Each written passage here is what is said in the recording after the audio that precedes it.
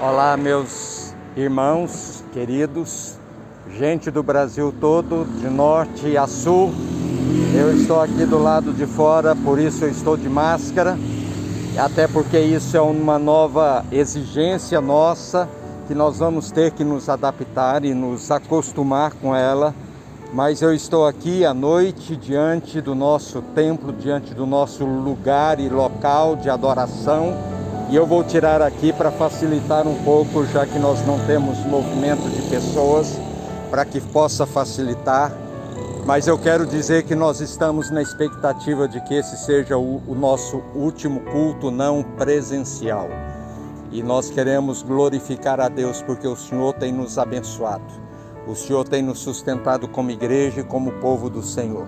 E eu gostaria de agradecer a cada um dos queridos que estão aí, têm se mantido fiéis em toda a causa do Senhor e têm estado conosco durante esse tempo. Nós queremos convidar você para que você esteja conosco nesse momento de adoração e de celebração. E eu gostaria de ler alguns versículos do profeta Ageu que diz isso porque tem a ver com a nossa mensagem. Então Ageu, mensageiro do Senhor, trouxe essa mensagem do Senhor para o povo. Estou com vocês, diz o Senhor. Assim o Senhor encorajou o governador de Judá, Zorobabel, filho de Sealtiel, o sumo sacerdote Josué, filho de Jeozadaque, e todo o restante do povo, e eles começaram a trabalhar no templo do Senhor dos Exércitos, o seu Deus. No capítulo 2 do profeta Ageu, ele vai dizer: coragem, Zorobabel, declara o Senhor. Coragem, sumo sacerdote Josué, filho de Jeozadaque. Coragem ao trabalho, ó povo da terra, declara o Senhor, porque eu estou com vocês, declara o Senhor dos Exércitos. Esta é a aliança que fiz com vocês quando vocês saíram do Egito. Meu espírito está entre vocês, não tenham medo. Meu espírito está entre vocês, não tenham medo. Somos um povo corajoso, com a coragem do Senhor, cheios do Espírito. Por isso nós entramos na sua casa para adorar e para celebrar a graça, o amor e a bondade de um Deus que é Pai, Filho e Espírito Santo. Invocamos o teu nome, ó Deus, manifesta a tua glória entre nós, dentro de nós. Trabalha na nossa vida e abençoa cada parte desse tempo de adoração e de celebração, no nome de Jesus. Amém. Sejam bem-vindos. Vamos cantar, vamos adorar ao Senhor.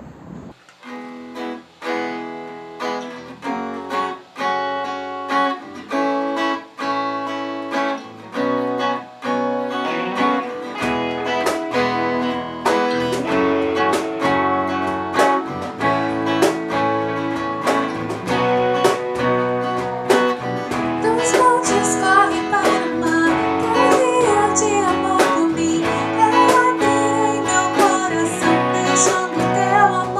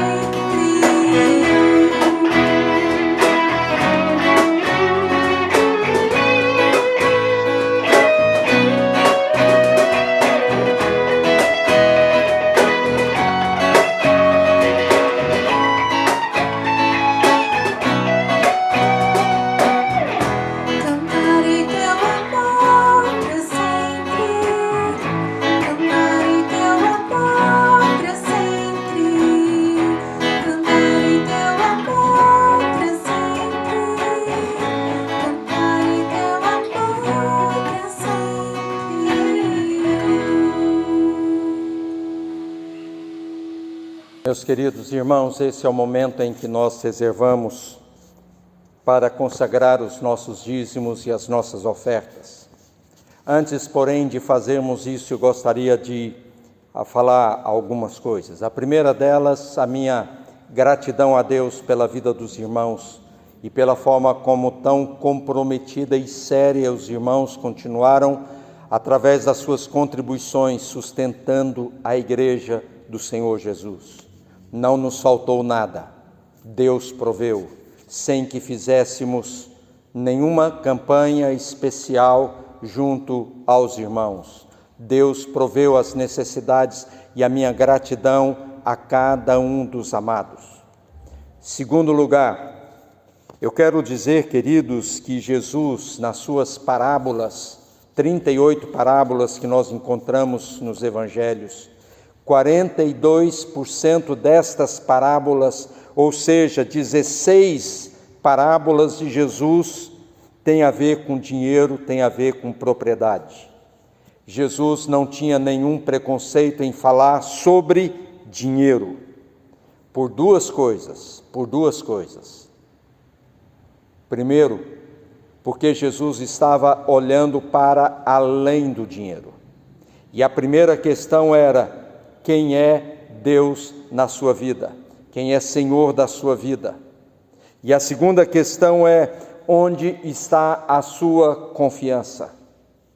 Porque o dinheiro tem a capacidade e o poder de se tornar Deus, e nós corremos o risco de colocar nele a nossa confiança, achando que é através dele, do dinheiro, que nós seremos felizes, abençoados, que teremos tudo quanto nós desejamos.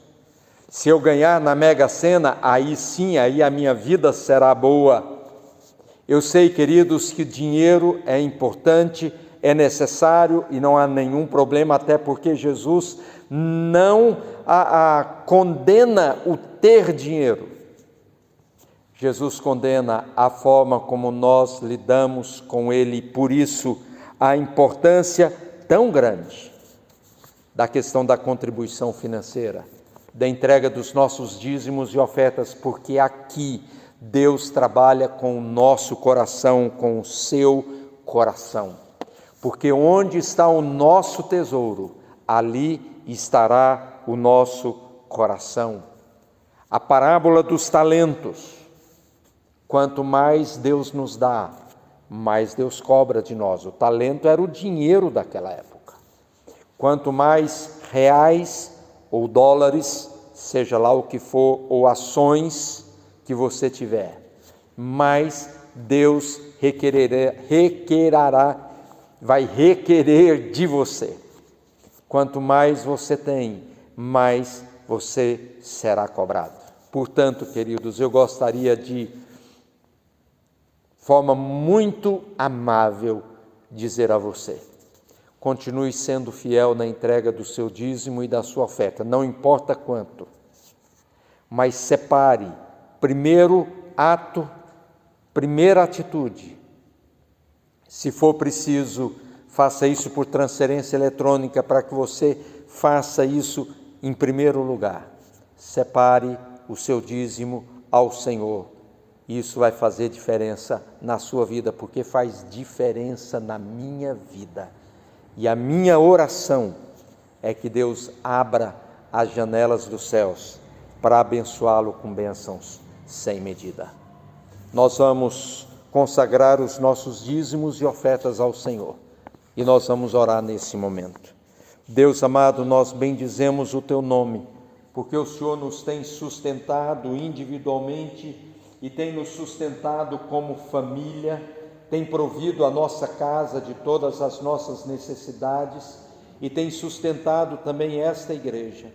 E eu te louvo, ó Deus, pela vida de cada um dos amados que tem contribuído com essa igreja para sustentar a causa do Evangelho nesse lugar. E eu te peço, ó Pai, no nome de Jesus, cumpra na vida desses amados a promessa de abrir as janelas dos céus e derramar as suas bênçãos sobre a vida deles. Que o Senhor mesmo supra cada uma das suas necessidades. Que o Senhor mesmo conceda a cada um deles tudo quanto eles necessitam. E na medida da tua graça, ó Pai, abençoa com aquilo que o coração deles deseja. Ó Deus, abençoe também as pessoas que estão enfermas. E nós nos lembramos de forma muito específica aqui do seu Joacir, pai da Sandra, na cirurgia que ele fará na próxima quarta-feira. Que as mãos dos médicos sejam as mãos do Senhor para abençoar aquele homem. E que a Sandra possa descansar nos teus cuidados, descansar na tua graça, na provisão e na proteção do Senhor. Abençoe também a Glaia, abençoa a Haná, abençoa tantos outros, a Maria Isabel, tantos outros com problemas e dificuldades de saúde. Dê a cura para cada um deles. Sustenta o teu povo e abençoa a nossa pátria, no nome de Jesus.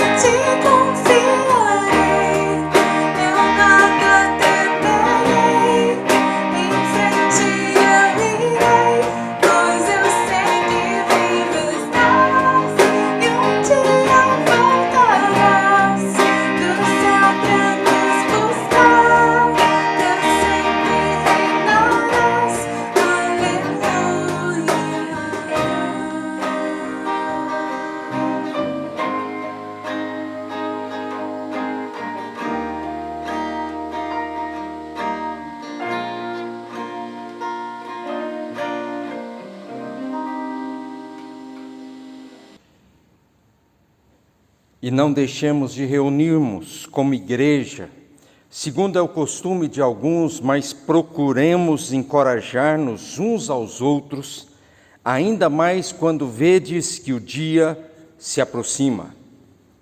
Meus irmãos, eu gostaria de comunicar que depois do dia 15 de março, ou seja, 97 dias depois, nós voltaremos a nos reunir presencialmente no nome de Jesus.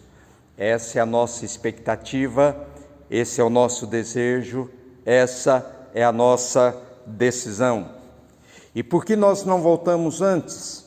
Nós não voltamos antes porque, como sempre afirmamos, a nossa prioridade era a segurança da saúde de cada um de nós, a saúde de cada um dos irmãos. Tudo era muito novo e estávamos sendo orientados, muito bem orientados pelos próprios médicos da nossa igreja, além de termos contato com as autoridades da cidade. Por isso nós seguramos aí e consideramos todas as questões que foram colocadas, portanto nós entendemos que agora é o momento de retornarmos. Nós temos um documento da Prefeitura, com a concordância do Dr. Carlos Fortaleza, da Unesp, com a concordância do Ministério Público Estadual, nos autorizando as igrejas evangélicas a voltarem, com algumas restrições, é claro, e vamos falar a respeito delas, mas com isso algumas igrejas, ou a maior parte das igrejas evangélicas, voltaram a reunir já há mais de um mês.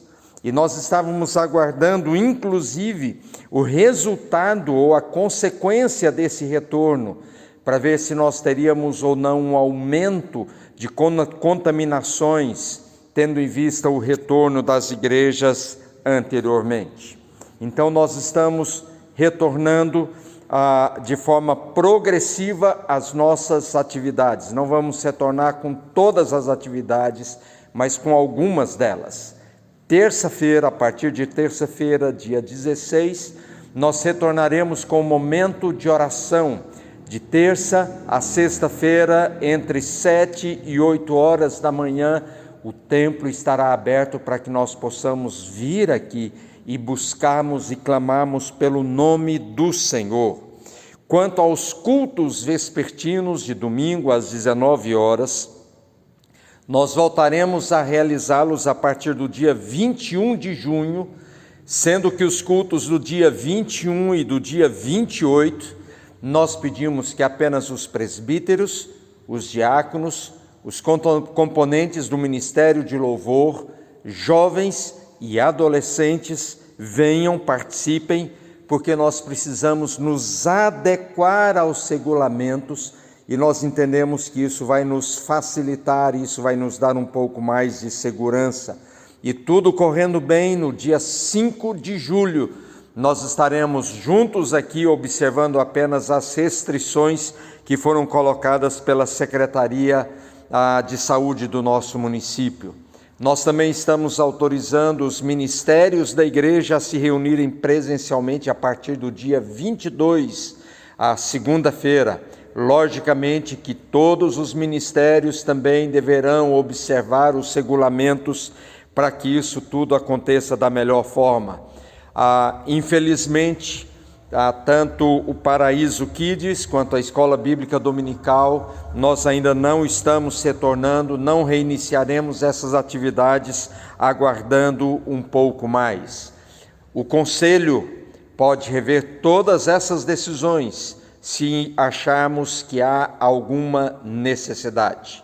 Eu peço que você que é daqui da igreja, do Jardim Paraíso, que mora em Botucatu e que queira vir aqui, vejam o vídeo mais completo, com as orientações mais completas, com o link que está aí, para que você possa ver os detalhes que nós vamos colocar apenas nesse vídeo para aqueles que são de Botucatu. Aqueles que não são, se quiserem, poderão assistir também, ver esse outro vídeo, mas é especificamente feito e produzido para a nossa igreja. Quando nós falamos desse retorno, nós estamos dizendo que nós estamos recomeçando.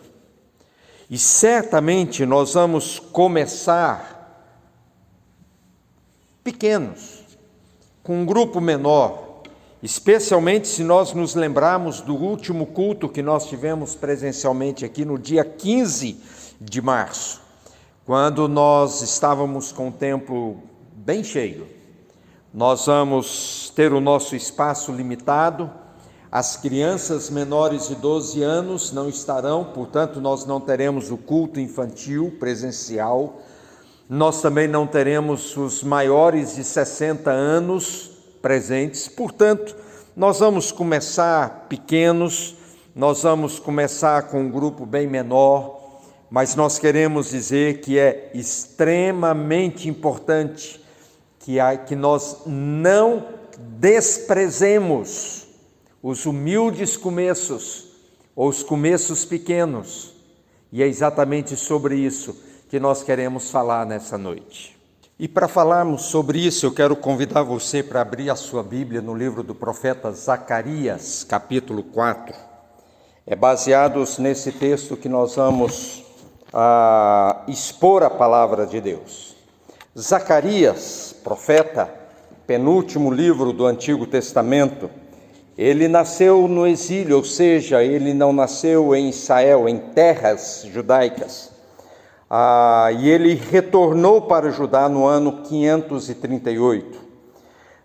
As suas visões e os seus escritos se dão entre os anos 520 e 518 a.C. Zacarias profetizou, um pouco depois ele foi contemporâneo do profeta Ageu. Ele caminhou junto com Ageu, não muito tempo, mas para entendermos a história como um todo, nós podemos ler os livros de Esdras e Neemias e o livro do profeta Ageu e Zacarias, e aí nós fechamos a história como um todo e teríamos uma visão maior. Agora, a grande preocupação do profeta Zacarias, bem como o profeta Ageu, não era simplesmente que o povo retornasse ao templo em Jerusalém, já que o templo de Salomão havia sido destruído, e agora o templo está sendo reconstruído juntamente com a cidade, e há um homem chamado Zorobabel, que é uma peça importante que nós vamos falar a esse respeito.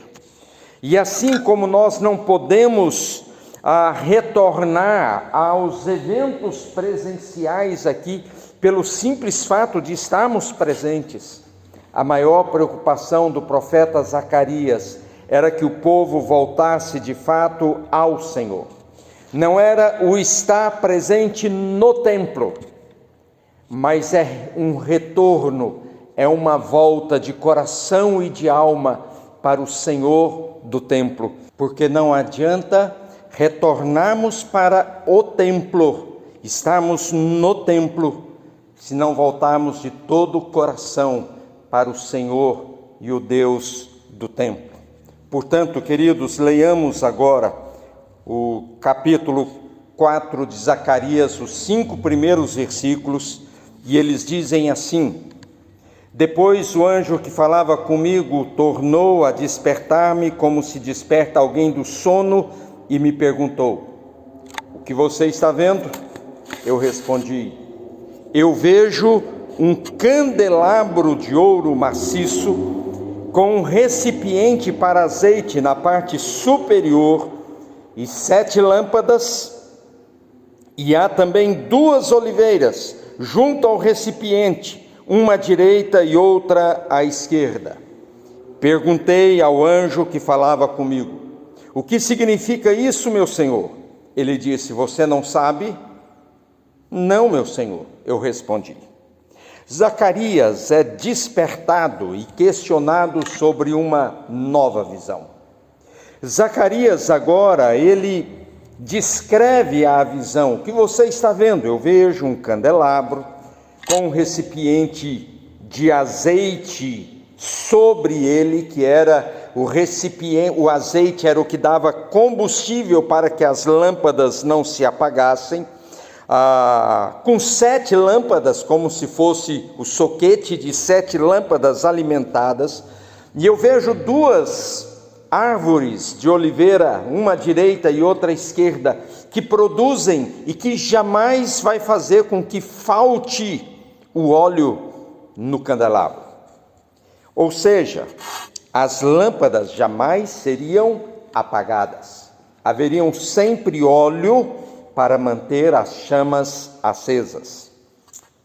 O óleo está correndo, a lâmpada está acesa, o fogo está queimando, Deus está agindo. Versículo 6 ao versículo 10. E aqui entra a história de Zorobabel. Esta é a palavra do Senhor para Zorobabel, ou seja, o anjo enviado por Deus diz agora ao profeta Zacarias: esse aqui é uma palavra, é uma ordem, é um oráculo, é uma mensagem, é uma palavra para Zorobabel. Quem era Zorobabel? Zorobabel era governador de Israel, descendente de Davi, faz parte da linhagem de Davi, por consequência, faz parte também da própria linha de Jesus Cristo, ou seja, Jesus descende de Zorobabel.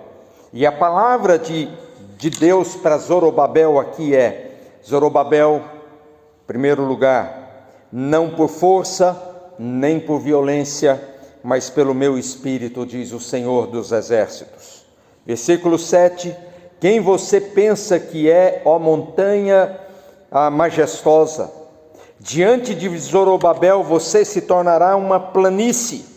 Ele colocará a pedra principal aos gritos de Deus abençoe, Deus abençoe. Numa outra versão diz: haja graça e graça para ela. Então o Senhor me falou: as mãos de Zorobabel colocaram os fundamentos desse templo, suas mãos também o terminarão, e assim saberão que o Senhor dos Exércitos me enviou a vocês. Pois aqueles que desprezaram o dia das pequenas coisas terão grande alegria ao verem a pedra principal nas mãos de Zorobabel.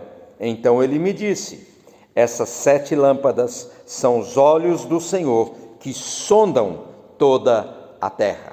E os olhos do Senhor jamais se fecham, assim como as lâmpadas do candelabro jamais se apagariam.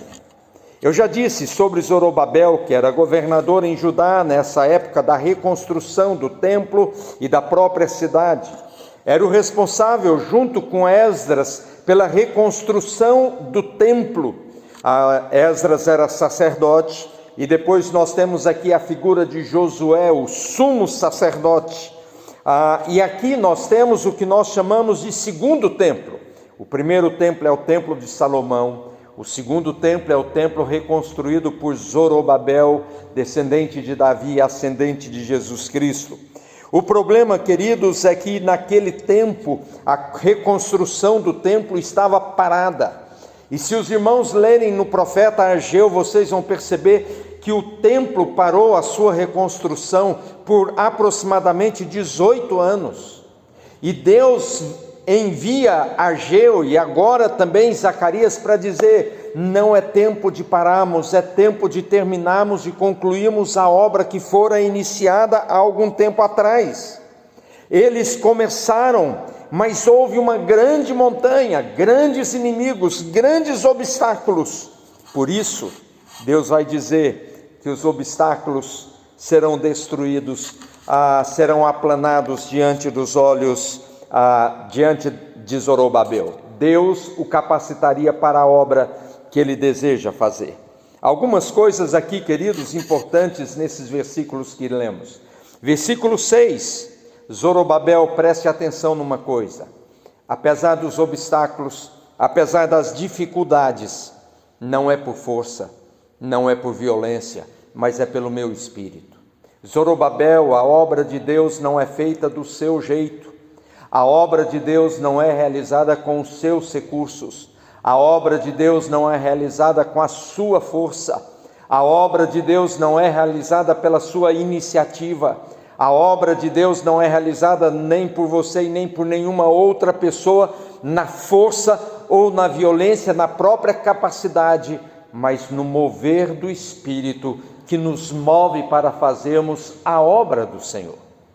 Queridos, nós precisamos ter consciência de que a obra de Deus é feita com os recursos de Deus. A obra de Deus é realizada com os servos de Deus. A obra de Deus é realizada com os homens e as mulheres que Deus mesmo levanta para serem úteis para o seu reino. Portanto, Zorobabel aqui é instruído dizendo: Zorobabel, eu sei que vocês não têm tanto dinheiro, não têm tanto ouro, não têm tanta prata como no tempo em que Salomão construiu o primeiro templo. Não tem problema. Lá em Ageu diz que os homens que tinham conhecido o primeiro templo gritavam porque olhavam para esse templo e diziam: isso aqui, o que é isso perto do primeiro? Mas Deus diz: não é ouro ou prata, não é força, não é violência, não é poder, mas é pelo Espírito de Deus agindo na vida de cada pessoa. Versículo 8, Deus está dizendo: não se preocupe com a oposição ou com as dificuldades que surgirem. Elas podem parecer grandes montanhas, mas elas serão planificadas, elas serão aplanadas, elas desaparecerão. Queridos, a oposição se mostrou ferrenha contra Zorobabel. Um grande obstáculo, pessoas poderosas se levantaram, mas Deus diz: Zorobabel, fica sossegado, esses grandes homens poderosos, eles vão ser aplanados. Essa montanha que parece ser o maior obstáculo de todos aqueles que você já enfrentou, eu vou dar um jeito nisso aqui, mas a obra será concluída. Zorobabel colocou a primeira pedra na reconstrução desse templo, ele colocará a última pedra.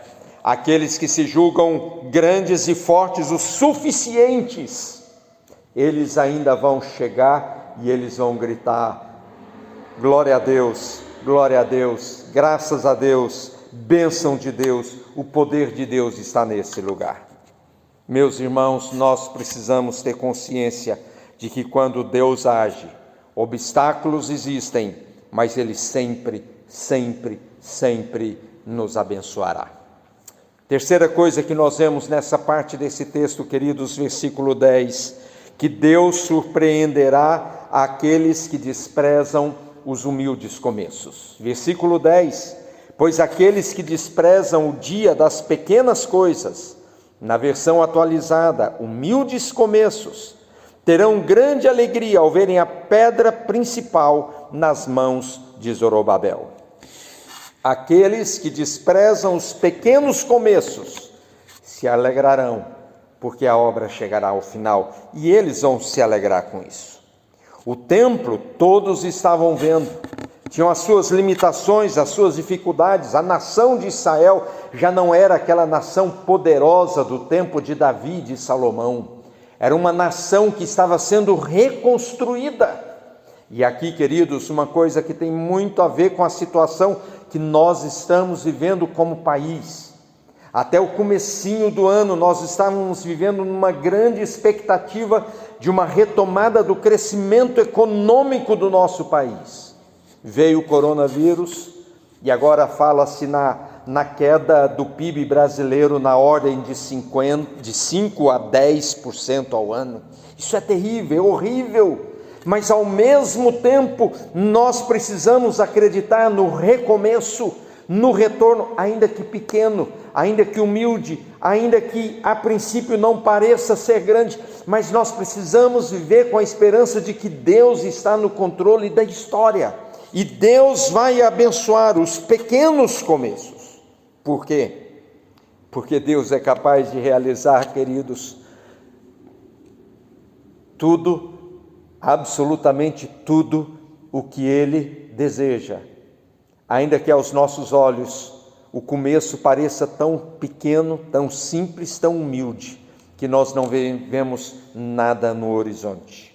E aí, queridos, nós precisamos lembrar de Efésios capítulo 3, versículo 20, quando o apóstolo Paulo diz: ora, aquele que é poderoso para fazer infinitamente mais do que tudo quanto pedimos ou pensamos, conforme o seu poder que opera em nós, o poder de Deus que age em nós, a Ele seja a glória. Onde? Na igreja.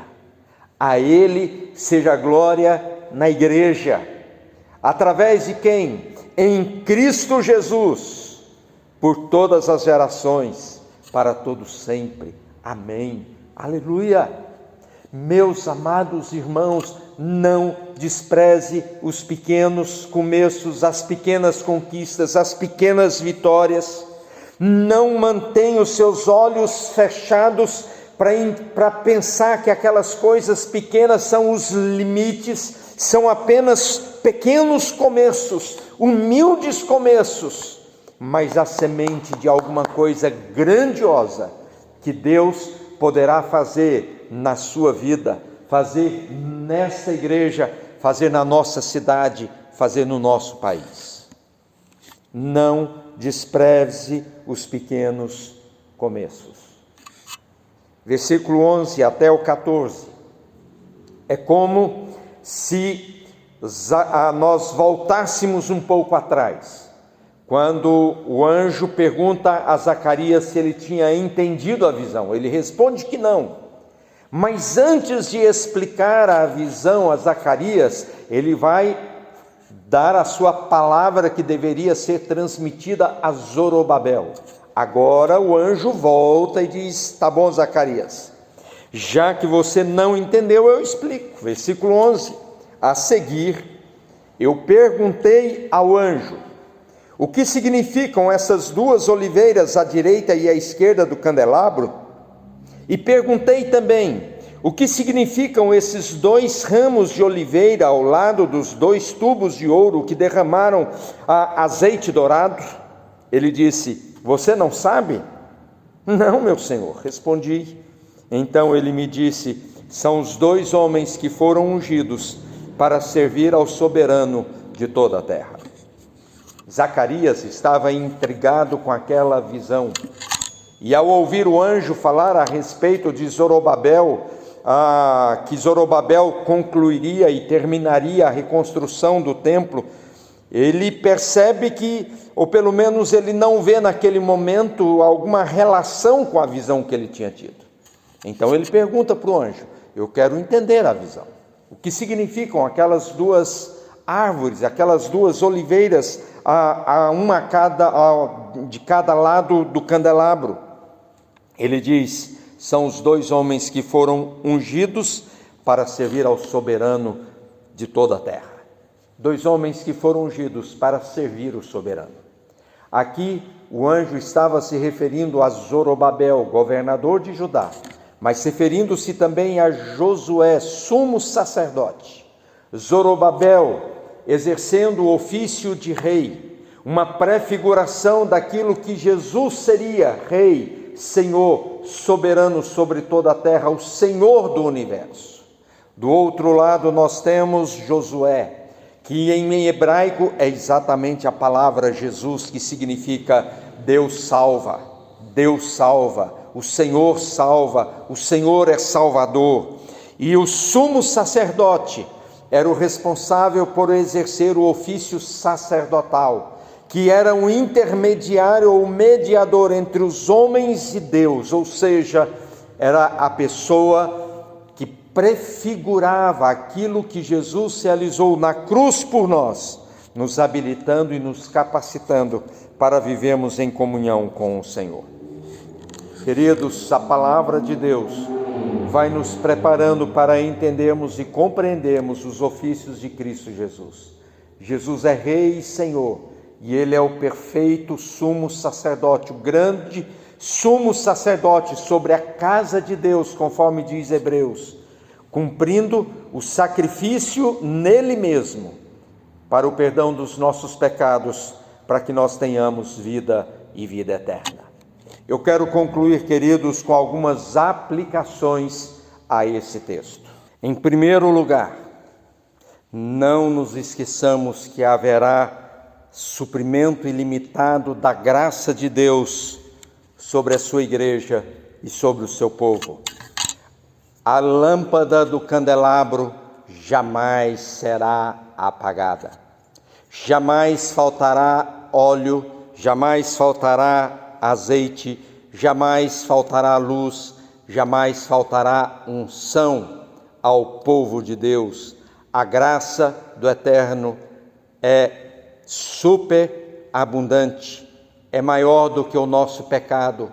Jamais nos faltará a luz dos homens, jamais nos faltará Jesus, jamais nos faltará graça para a redenção. Creia nisso. O óleo jamais deixará de nos abastecer com a presença do Senhor.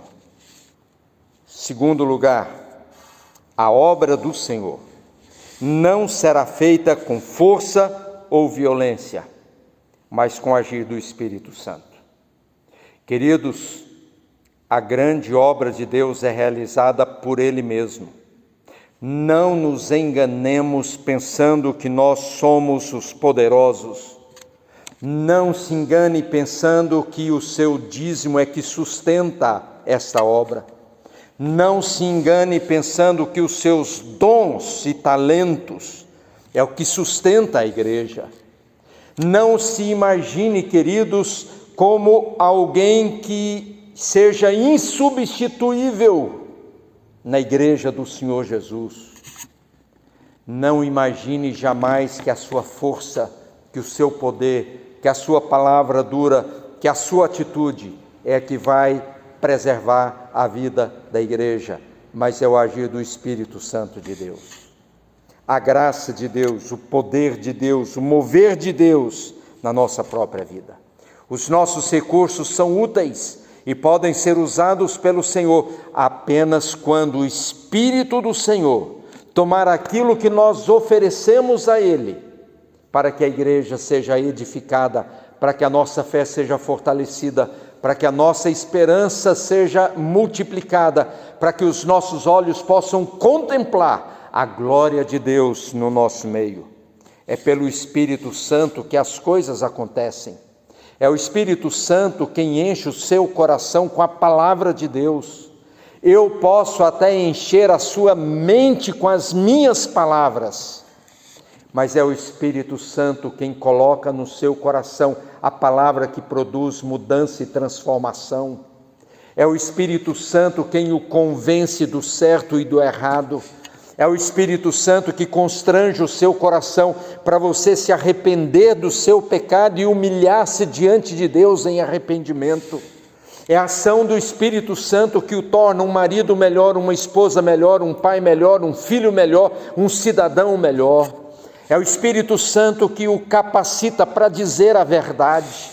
É o Espírito Santo que o capacita para que você possa ser um homem de honra, uma mulher de honra sobre a terra.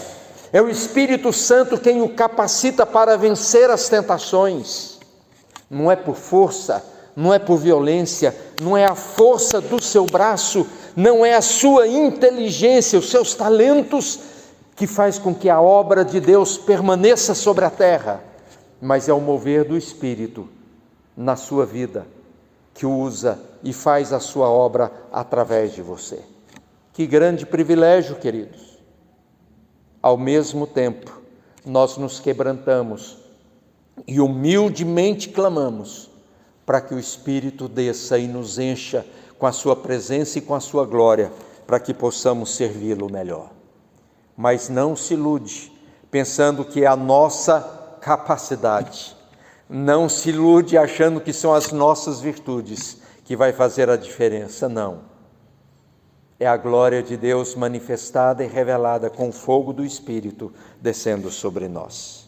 Terceiro lugar, sempre, sempre, sempre haverão inimigos e adversários, haverão dificuldades e obstáculos que tentarão impedir a obra do Senhor. Sempre. Sempre foi assim na história.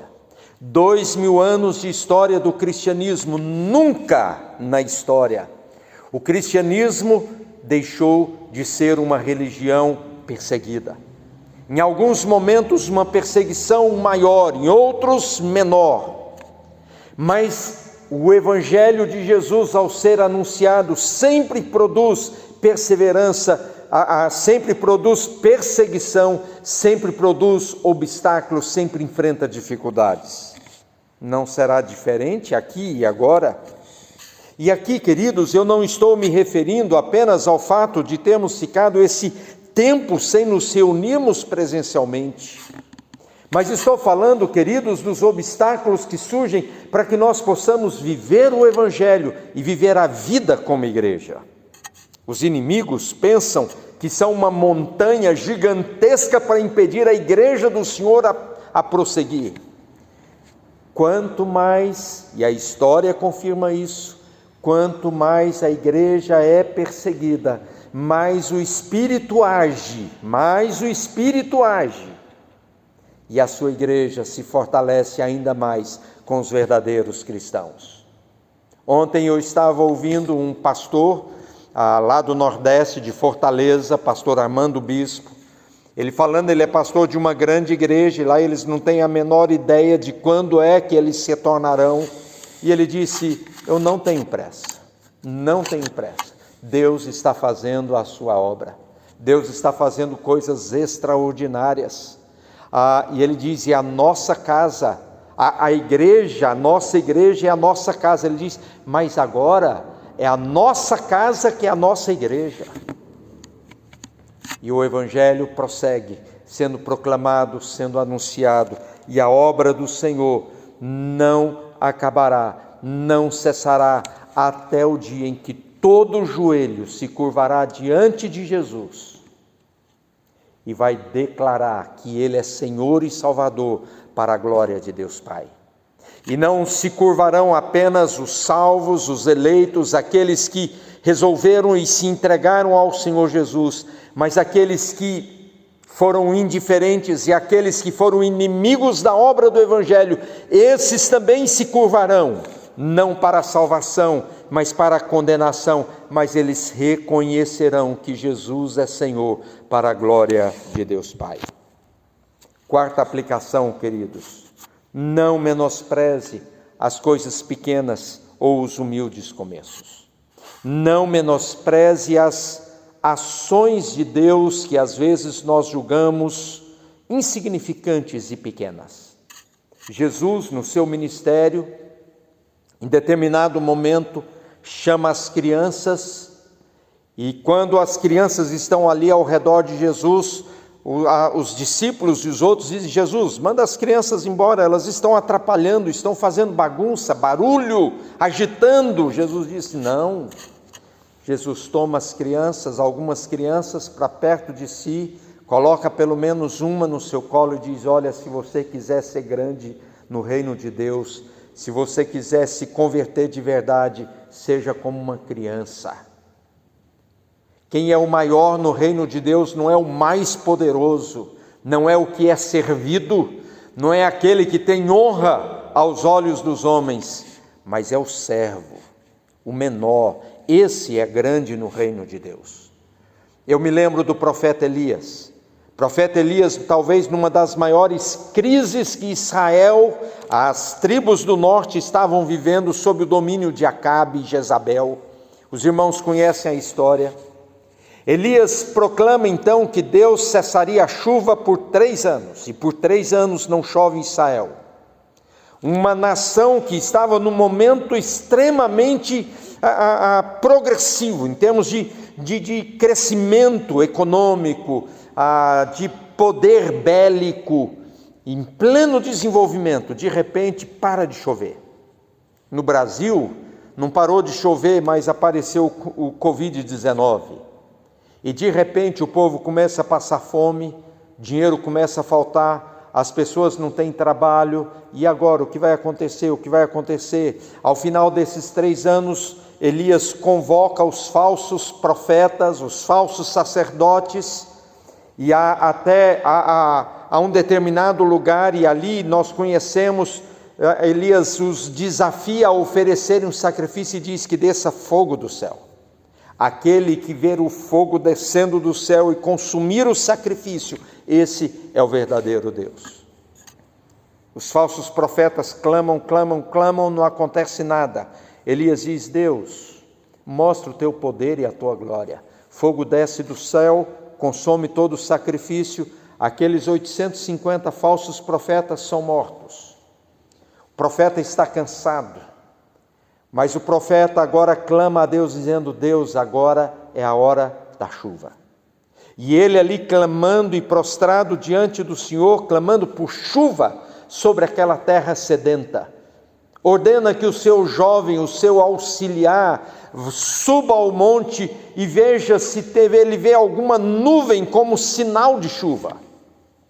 Aquele servo sobe, olha, examina, desce e diz: meu senhor, não tem nada. Ordena que aquele homem suba de novo o monte, ele diz: não tem nada, mas se eu não estou enganado, na 3ª vez ele volta e diz: Elias, profeta, eu vi uma pequena nuvem no céu, do tamanho da mão de um homem, e a minha mão é pequena, dá para ilustrar bem isso. Uma nuvem do tamanho da mão de um homem. O que é uma nuvem desse tamanho para uma nação que por 3 anos não via chuva? Não despreze as pequenas coisas, não despreze a pequena nuvem. Deus realizará uma grande obra. 5º lugar, queridos, disponha-se a ser alguém usado pelo Senhor. Seja um homem ou uma mulher ungidos por Deus, para poder servir o Deus e soberano de toda a terra. Disponha-se, queridos, nas mãos de Deus, para que Deus o use, para que o Senhor a use. Sirva o Deus de toda a terra, o Senhor do universo. Sirva o soberano, o dono de todas as estrelas. Seja servo, seja útil. Coloque-se nas suas mãos, para que o Senhor o torne útil para o cumprimento dos seus propósitos. Não seja preguiçoso para fazer a obra do Senhor. Não seja indiferente à obra do Evangelho. Não seja omisso ou indiferente à sua vida espiritual, ao seu caminhar com Deus. Pelo contrário, seja forte e corajoso. Esteja sempre disponível, sempre pronto para ser usado pelo Senhor no que você é, no que você tem, no que você faz. Se não for você, será alguém. Nenhum de nós, preste atenção, nenhum de nós, nem eu e nem você, somos indispensáveis. Nenhum de nós. Se você não fizer, Deus levantará alguém no seu lugar. Quando Mardoqueu chama Esther e vai falar sobre a ameaça sobre o povo de Israel, ele diz: olha, quem sabe não foi para esse momento que Deus te colocou como rainha. Agora, se você não se dispuser, fique tranquila, Deus levantará um outro jeito, uma outra forma, alguém no seu lugar, para que a obra de Deus e para que a vontade de Deus seja realizada. Meus queridos, nenhum de nós somos insubstituíveis. Nenhum de nós podemos dizer: Deus precisa de mim, a igreja precisa de mim. Não, queridos. Somos nós que carecemos da graça e da glória de Deus. Somos nós que precisamos de um lugar como esse ou outros tantos lugares que servem para a adoração do povo de Deus, para o serviço de Deus e para a obra de Deus. É oportunidade para mim e para você sermos úteis nas mãos do Senhor.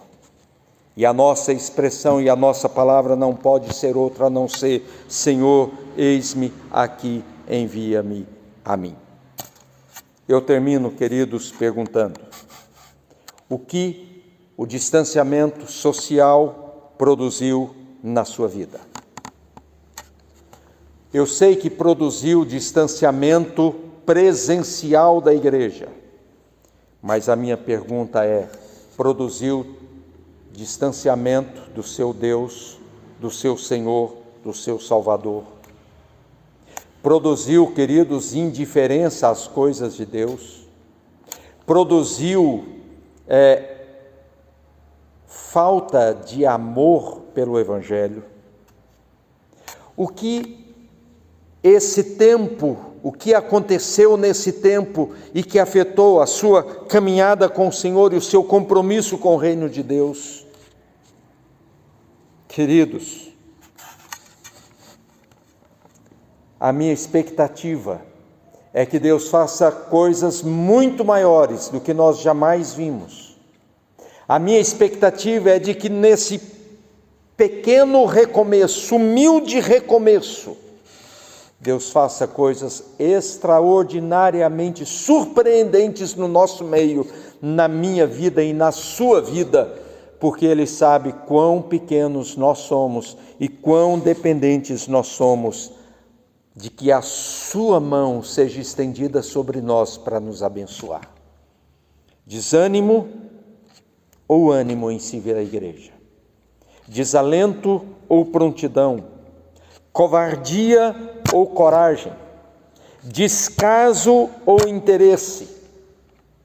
Eu não sei, mas certamente esse período produziu alguma coisa na sua vida e você já não é mais o mesmo que você era há 100 dias atrás. Certamente alguma coisa aconteceu na sua vida e você passou a amar mais ao Senhor e a desejar mais ao Senhor por quem Deus é e pelo que Ele fez na sua vida. Ou então você se tornou mais indiferente a tudo isso. E não venha me dizer que continua tudo igual, a não ser que a sua vida de comunhão com Deus já tenha chegado num determinado patamar em que você não poderia crescer nisso, o que eu duvido muito. Mas nós não podemos ficar da forma como nós estamos, porque isso talvez em determinada situação ou circunstância signifique que nós estamos mornos, e esse tipo de coisa Deus odeia. Não é por força, não é por violência, não é pela força do nosso braço, não será pela obrigação, pela responsabilidade, mas será pelo derramar do óleo do Espírito Santo, que vai encharcar o seu coração, a sua alma, da glória e da salvação de Deus, da redenção de Deus. É pelo Espírito Santo, é pelo meu Espírito, que os nossos olhos estarão fitos em Jesus Cristo, autor e consumador da nossa fé, E ele, Jesus, pela alegria que lhe fora proposta, suportou a cruz, desprezando a vergonha, e assentou-se à direita de Deus, para que você um dia pudesse estar na presença do Senhor do Universo, do dono da existência. Eu termino, queridos, dizendo: não perca a oportunidade de caminhar na presença do Senhor e servir ao Senhor, no nome de Jesus. Vamos orar. Deus amado, nós estamos reunidos, estamos juntos, ainda que separados, estamos próximos, ainda que distantes, estamos em comunhão, em intimidade uns com os outros, ainda que talvez nem saibamos onde determinadas pessoas estão nesse momento, mas nós estamos juntos porque somos ligados pelo sangue do Cordeiro, pelo Evangelho da salvação, pela cruz de Cristo. É a cruz de Jesus que nos une, que nos faz um só corpo, um só povo, para a glória dele e para o nosso próprio benefício, para a nossa salvação. Nós rendemos graças, ó Deus, por tudo aquilo que o Senhor tem feito, já tem realizado, e pedimos, ó Deus, visita o teu povo, abençoa o teu povo, glorifica-te a ti mesmo através de nós, ainda que apesar de nós. Que a glória do Senhor se manifeste na nossa fraqueza e nas nossas limitações. Que o poder do Senhor se manifeste nas nossas fraquezas. Que o Senhor mesmo se manifeste, ó Deus, através de nós e em nós, tão somente por causa do teu Espírito. Ó Espírito Santo, derrama sobre nós, sobre mim, sobre o teu povo, uma grande unção. Derrama o teu óleo, o óleo da unção, que jamais falte a nós essas duas árvores que nos abasteçam com o óleo do Espírito, com a lembrança eterna e constante da salvação que nos foi dada gratuitamente por Jesus Cristo, Senhor e Salvador nosso. Ó Deus eterno e todo-poderoso, que o teu Espírito faça a tua obra nesse lugar. Que o Senhor abençoe esta igreja, abençoe esse povo, abençoa cada igreja e cada irmão ou irmã, onde quer que eles estejam.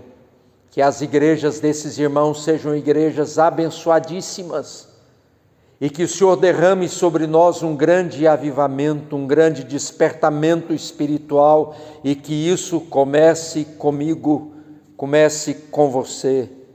Faça a tua obra, Deus, não é por força, não é por violência, mas é pelo teu Espírito. Que se cumpra isso em nós, no nome de Jesus. Abençoa, Deus, a nossa pátria, abençoa o nosso povo, abençoe aqueles que estão em sofrimento, abençoe, ó Deus, aqueles que estão passando pelo vale da sombra da morte. Conceda-lhes, ó Deus, a água da fonte da vida, aquela água que mata a sede e que produz vida e vida eterna. Supre as necessidades financeiras, abençoa os empresários, abençoa os empregados e os desempregados, abençoe as autoridades instituídas, cuida do teu povo, traz solução, traz, ó Deus, um tempo novo de restauração no nosso país e na tua igreja. Que o Senhor nos abençoe nessa semana e que o amor de Deus, o nosso Pai, e que a graça redentora de Jesus Cristo, Senhor e Salvador nosso, e que o consolo, a unção, a bênção, o poder do Espírito Santo, o óleo do Espírito, seja derramada sobre a sua vida, sobre todo o povo de Deus, sobre essa e sobre todas as igrejas, até que Cristo Jesus venha para a própria glória dele. Amém. Que o Senhor o abençoe no nome de Jesus. Que o Senhor sustente, Você sustente a sua casa e a sua obra em todo o tempo e não despreze jamais os pequenos começos, porque Deus pode fazer coisas extraordinárias a partir delas. Seja útil nas mãos de Deus, seja pequeno, seja humilde diante do Senhor e permita que o Espírito o abençoe e o unja no nome de Jesus.